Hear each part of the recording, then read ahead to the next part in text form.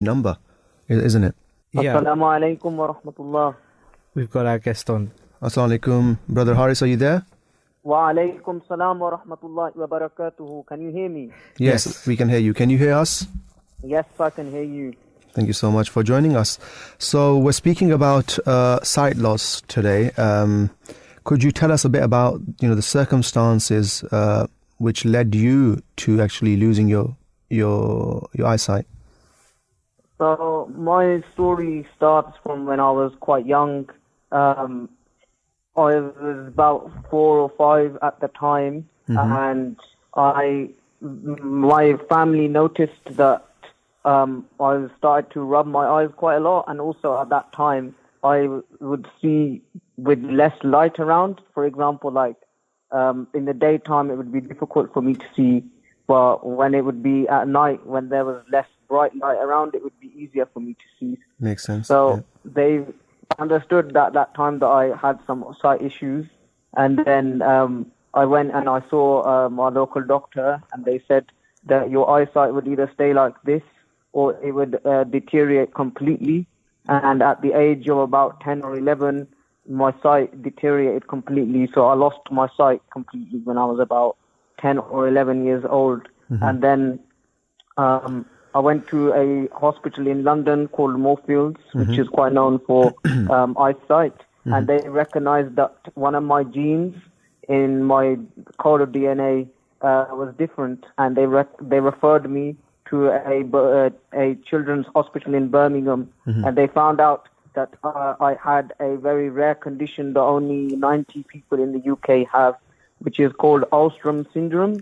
And this condition, not only do you lose your eyesight, but you also can become hearing impaired, so have a moderate hearing impairment. Also, you can experience other issues such as fatty liver and heart disease and kidney failure, but I'm quite healthy in terms of those things. The only effects that I have is that I have no eyesight and I have a hearing impairment. I mean, I just wanted to ask you how did your outlook on life change? Because someone who is born, let's say, blind, you were able to see to some extent, right? And that changed for you, and also for you to find this out at a very young age. Psychologically, how have you coped with it? I think that's a great question, and I think it's kind of like as you've grown up. Like, since I lost my sight at the time, I didn't know why I lost it, what was going on, why it happened.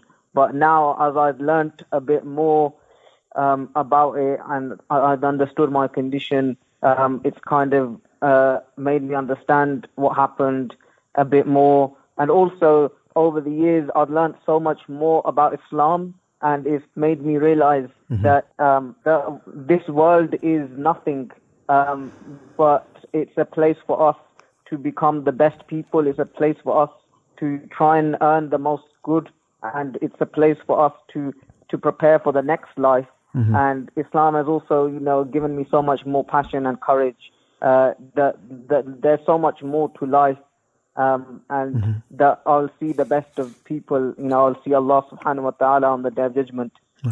So it encourages me a lot. And even when you look at the lives of the companions, you look at the life of the Prophet sallallahu alaihi wasallam, he is a role model for us.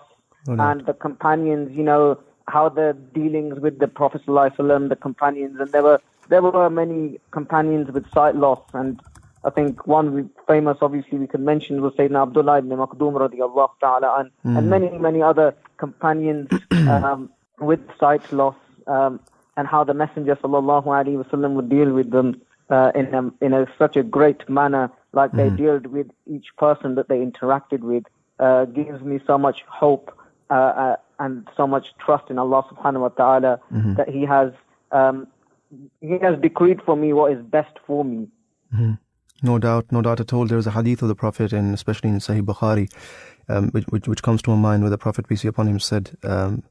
And if I'm not mistaken, is Hadith Qudsi, which means Allah saying this. The Holy Prophet, peace be upon him, says, Allah said, "If I afflict my servant in his 2-day eyes and he remains patient, he will be compensated for them with the paradise. So, no doubt, we know from the, from the scripture, from the Holy Quran, Allah Almighty says that, La yukallifullahu nafsan illa wus'aha, that Allah Almighty does not burden a soul beyond his capacity. So it's actually wonderful to hear, that side of, things and perspective. And I think it's just fascinating that how, you can have, someone can just totally have a different outlook on life and can blame God and say, why has he made me like this? Or why has that happened to me?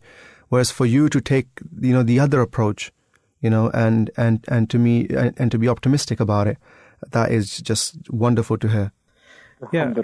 And so we wanted to ask you that we understand that you're a student at the Royal National College for the Blind. What was your experience like there? I've actually had a very great experience at the Royal National College for the Blind. It helped me understand what resources there are available to me and how I can still get around life with the same as other people. It's also given me more empowerment for Islam because I was very fortunate enough to help a lot of Muslim students create their first Muslim community at the college. So it was a really good experience as a whole. Mm-hmm. Wonderful. And talking about, you of course speaking about your experience, how does your experience, let's say, of university differ from, studying at the college or, at school? What is the difference in a university experience? I think the big difference in a university experience is that you have to go and ask for something that is not maybe there for you already. You have to really speak out and ask for help. Which sometimes can be difficult, because we're all used to getting everything the way that we want it. So I think in that respect is something that you can really build on. Like for me, back at college, I would get everything in the right format in terms of learning, in terms of materials, in terms of finding resources. And I think it's something that I'd had to learn myself when I come to university, is that I really need to ask. And keep on asking to get what I need to help myself, really. Right. And so how are you able to get through your day? Like, what things have you used to help you? So I use a laptop with a screen reader called JAWS, which speaks out everything on the screen to me to help me with my work. I also use a Braille display connected to my laptop, which helps me type and read what's on the screen. I also use my mobile. I can use a mobile phone just like anyone else. I use speech software on my mobile phone called VoiceOver, which also reads out everything to me on the screen. So I know which app I can go into and then use. I also use a cane to help me get around, which is, makes sure that I can get around safely without hitting myself into anything. So yeah, just a whole variety of different things. Right, and so one of the things we're discussing is the stigma around it as well. Have you had to face any stigma due to having sight loss, and how were you able to overcome this? I think my experience as a whole has been quite positive. Currently, I can't really think to many examples of where I've had stigma, but you do get the general, can you see what's in front of me, or can you see this, that, and the other? And you do have to explain to people that you have no useful vision at all, which I think sometimes people take. It's quite difficult for people to comprehend sometimes how you get about your daily life with having no sight at all. Very interesting.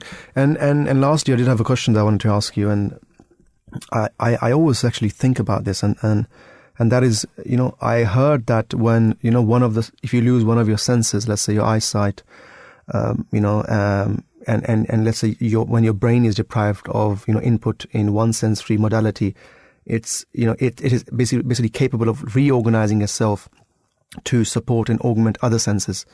And that way, your other senses become, much more clearer or much more advanced.